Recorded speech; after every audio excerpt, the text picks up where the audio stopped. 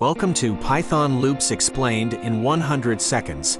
In this quick and informative video, we'll cover Python loops, a powerful feature that allows you to perform repetitive tasks with ease. Let's take a look at a for loop in action.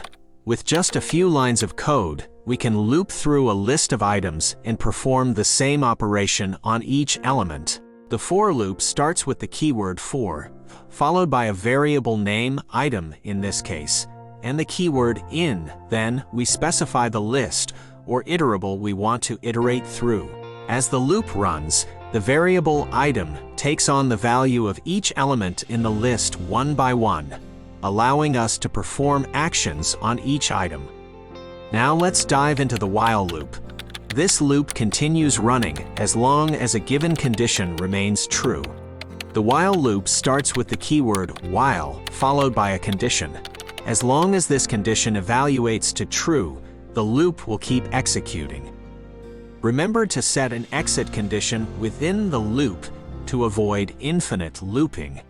Python also supports nested loops, where one loop is placed inside another. This is helpful when dealing with complex data structures. Nested loops provide a powerful way to analyze data and perform multi-dimensional operations. And there you have it, Python loops explained in just 100 seconds. These versatile constructs make repetitive tasks a breeze and are a valuable addition to your programming toolkit. If you found this video helpful, give it a thumbs up and subscribe to our channel for more Python tutorials and programming content. Also, don't forget to hit that notification bell to stay updated with our latest videos.